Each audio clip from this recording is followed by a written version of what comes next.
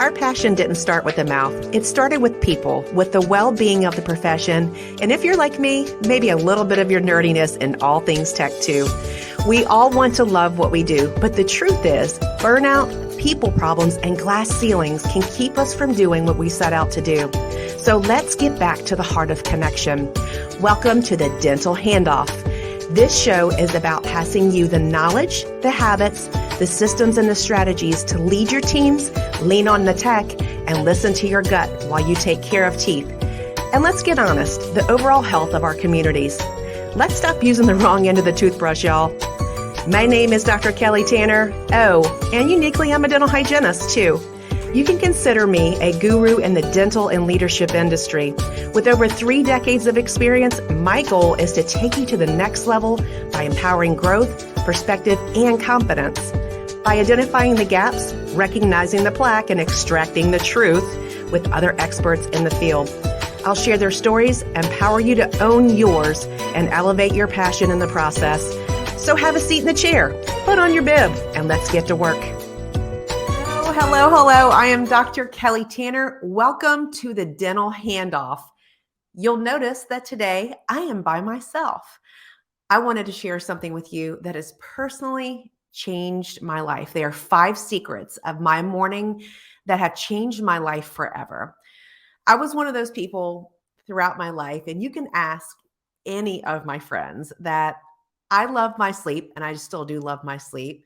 And I would take every moment I had to sleep in the extra few minutes. I didn't really have a routine around my day. Through the years of self-discovery, reading books about leadership habits, different things that we can do to change our lives, to progress our lives in a different direction, to be at that peak of high performance, I stumbled on to several different lessons. And today I'm going to share those with you. The reason why I start with the morning is because the way that we program our minds in the morning determines how we process and handle basically every single situation moving forward in that day. One of the things that I used to be very guilty of, and I'm not sure if you're the same way, is pressing the snooze. The snooze on the clock that goes off. I know you guys know the sound where you just dread it. And obviously, before you go to bed before you go to bed on the weekend, you're making sure that your alarms are off, right? Unless you have to get up, because I didn't like the sound of the alarm. So my first tip for you is don't press snooze. And here's why. Because if I knew what I know now about sleeping and about our sleep cycles, I would have done this a long time ago. And again, my friends know that I love sleep and that you do not wake me up before I'm ready to wake up. So knowing this, before I knew what I know now, I'd be inclined to agree with you about sleep and just pressing to get a few more minutes of sleep, pressing it again, and just a few more minutes. But the truth is that the more rest that you have, the more rest that you get, doesn't mean that you're more rested. And to understand this, we have to understand our sleep cycles, which I didn't before. In your sleep cycle, if you are sleeping 1 hour and 20 minutes down and 1 hour and 20 minutes up, that's 2 hours and 40 minutes per sleep cycle. So if you get 3 of them in, that's 8 hours. And that's great, right? That's what most of us need, most of us. But guess what? When you hit that snooze button at your peak waking time, you automatically send your body back into a deep sleep cycle. But wait, don't you just want 10 more minutes? Just 10. I just want 10 more minutes. Just 5 more minutes. Just 5 more minutes. Sorry, it's too late. When you press snooze, your body just doesn't simply work that way. Those extra 10 minutes are now going to cost you 2 hours and 45 minutes because your body, you woke it up right in the middle in between a sleep cycle. So your body goes through that full cycle again, whether you want it to or not. So yes, you get those extra 10 minutes, but you're not more rested because if you get out of bed at 6:40 and you've pressed that snooze alarm because you were supposed to wake up at 6:30, you will not feel rested until 9:10 that morning. And there's absolutely nothing that you can do about it, or Starbucks can do about it, or that any podcast can do about it, because you go back into that sleep cycle. So once you press snooze, your body just automatically goes there. So this is one thing that has changed my morning routine. When I hear the alarm go off, I turn it off and I make myself sit up and move my legs around to the side of the bed. So I make sure that I don't just lay back down or just sleep through the alarm that I turned off. So this first step is what has helped me get into the routine that I have. This second one, and you may think that this is probably the most difficult, staying off of your phone for the first hour that you're awake. It's one of the best forms of defense that we can play. When you look at your phone in the morning and you pick it up, what are you looking for? Looking to see who texted you, what the news is, information, signals it's sending your mind to react to things, right? It's the, who needs this? Did I forget to do that? Oh, I really need to get that done today. It puts your body into that reactive versus creative mode. And that first hour of your day is the most powerful hour. It is your power hour. So when you're picking up the phone, you're scrolling and you see the social media, even if it's your email, you're looking because we all get all kinds of junk in your email. Hey, reminder of this. Don't forget to send out that reminder for today. Oh, this is the email I'm supposed to follow up on. Oh, now I'm on the social media. I see bad news. Then I find something else that confirms that bad news. What is that telling your mind to do? It's telling it to go into a negative reactive cycle. So don't allow anyone else to fill your head with their thoughts, ideas, or agendas, because there's likely no other time of the day that you can protect your mind from outside influences other than the first thing in the morning. What I'll do in the morning is I'll get up to see like what kind of notifications came in, like if any type of calls came in during the night to say, okay, was there an emergency during the night? And if not, I simply put it down face down because there's nothing else that probably could have happened overnight that is worth my attention at that moment. And then the sooner that we realize that this is our power hour and implement this rule for yourself, the better. Because when you do this, I assure you that it will change your life and you'll be one step closer to extraordinary living just by not looking at your phone for that first hour. The third step, and I have a dedicated journal to do this. I always start my day with gratitude. So I'm taking out my journal. I do this every day, no matter what day it is. I started out with gratitude. So I'm thinking I've gotten up. I'm probably a little bit sleepy because here I am. I haven't pressed my snooze button, right? And then I'm going into, okay, I'm not going to look at my phone. So then it puts me into this quiet zone where I can think in my power hour. And what I've found in this time is it allows my heart and my being and my creative side to open up and it's ready to receive. Because when you go into gratitude, this learned behavior, when you start to practice this, it triggers your mind to do what is next in your life. What it thinks to be next, what else to be grateful for. And what you do next in every morning is incredibly important. So for example, every morning, and this could be whatever it is for you. I am thankful. I'm so grateful for my life. I am grateful for my health, my children, my family, the wellness of my family. I'm so grateful I have heat that I can hear the birds outside singing. Every morning it's a little bit different and it'll sound different for you, but this puts you in the mindset of receiving. It allows you to feel that feeling of being able to absorb what is coming in your life, what comes next. And all this affirmation and all of this gratitude gets to now travel down a path filled with electricity, good feelings, and positive memories that bring you into your current reality. And that's good brain food, isn't it? So start your day off with gratitude just to remember where you are, just the little things. I'm happy for my eyesight. I'm so thankful, that I get to create today, that I have these moments with myself that are true moments that I can create anything that I believe that is my reality. The next thing that I do after I get centered into my gratitude is, yes, then I'll think about what I need to do that day. So these are things, sometimes the night before, I'll write down a few things that I need to get done so they get out of my mind. And some of you guys may use the Hey Siri reminder on your phone, making sure my phone didn't go off when I did that. I'll do that when I lay down in bed to get it off my mind. But I think about all the things that I need to do that day. Calling a doctor for my son, or, calling to get my car in the shop, and emailing somebody back and sending out a proposal, all the things, right?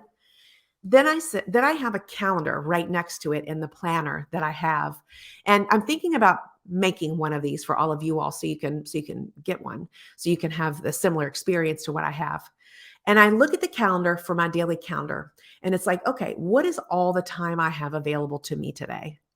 And each one of us has the same amount of available time. So it's, what will you do with your time? And so if you have all these things to do, where does everything become a priority in your life? So all the things I want to do, and then I choose the top 3 that are the most impactful to me and that needs to be done, has to do, cannot pass go without it, and that everything else that I get done after that is just optional. So I am completing my top 3 things, and then I'll have like a little calendar on the side for that day that has 8, 8:30, 9, 9:30, 10, 10:30, 11. And I draw out those where those things are going to fit in. Because you see, also what I've done, which is my 5th step, is scheduled time for my self-care during the day and the physical activity, because I have health and wellness goals. Because if we don't take care of ourselves, and we know this, just like we know that eating well is great for us, right? We know these things. But unless you plan for action on it and you make a way for it to happen today, that day today, then will it happen?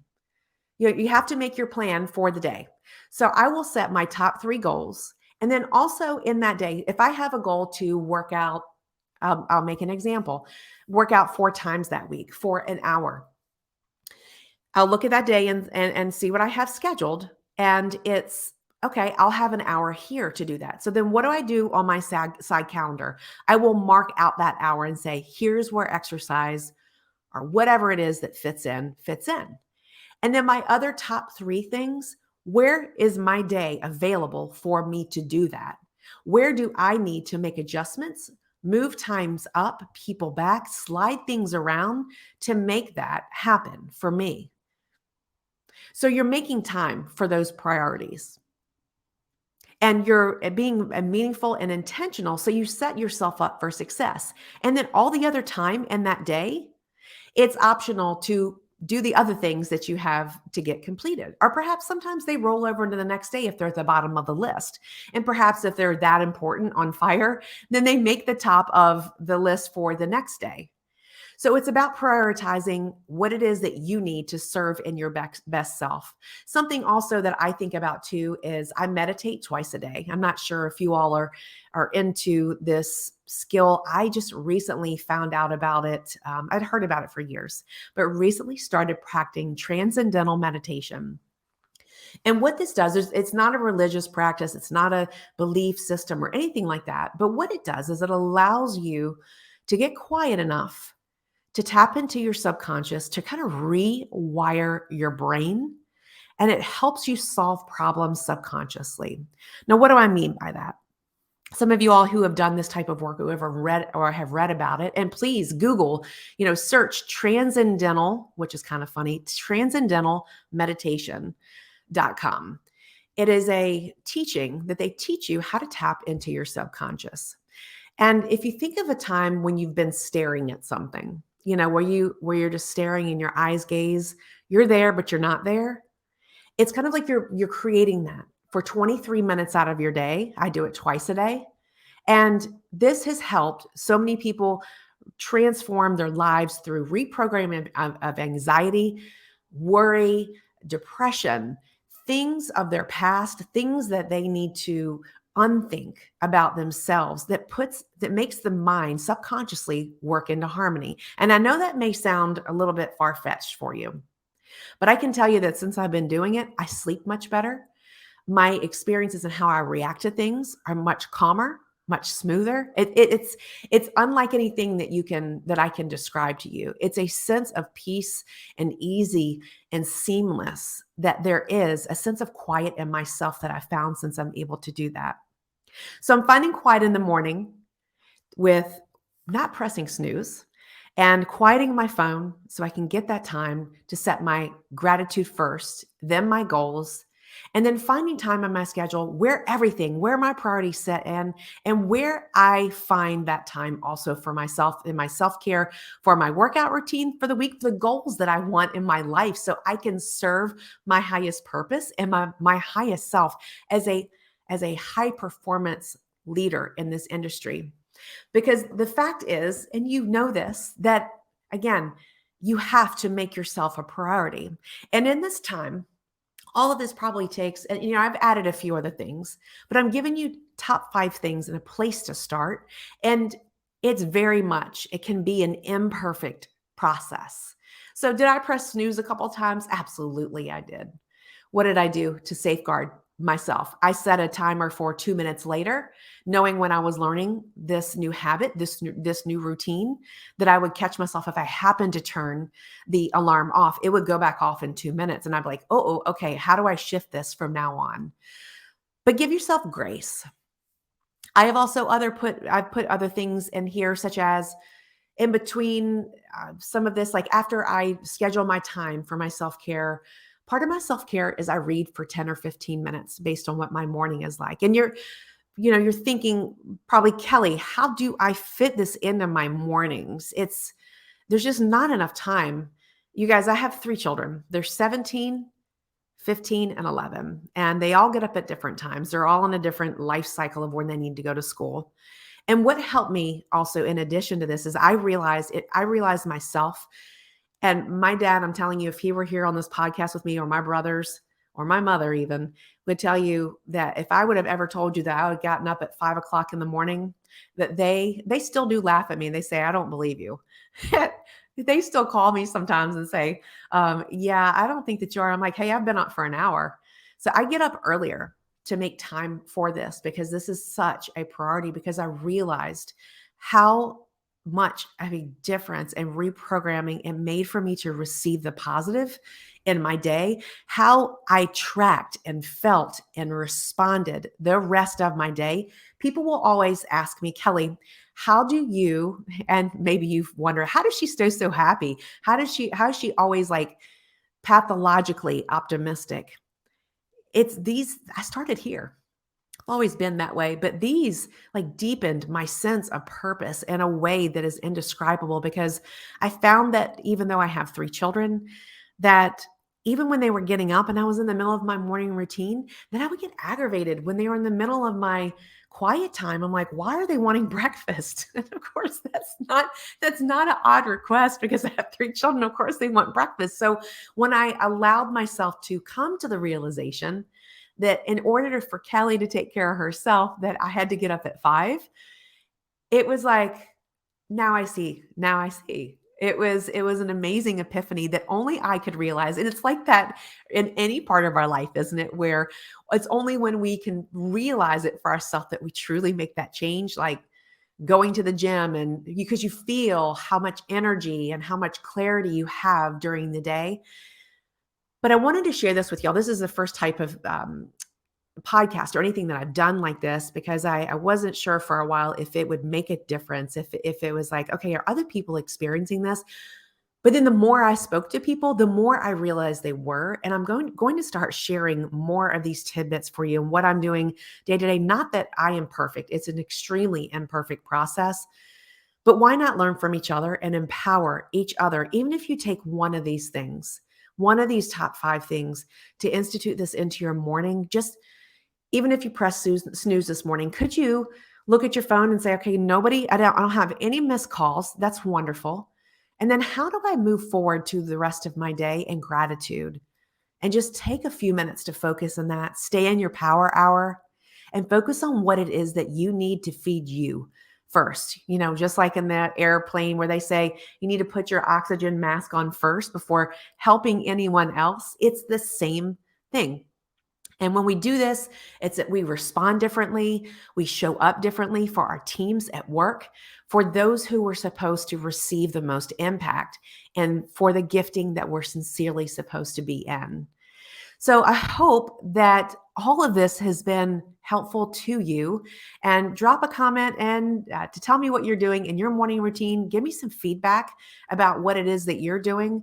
And then always, if you are enjoying our podcast, I would love for you to give us a 5-star review on Apple. Apple is the one that matters. So not a 4-star, but a 5-star review on Apple. If you're enjoying our podcast, it's been such a delight to be here with you today. I'm hoping that this helps you, your family, your loved ones to repurpose, to rewire, get those good feelings going in the morning.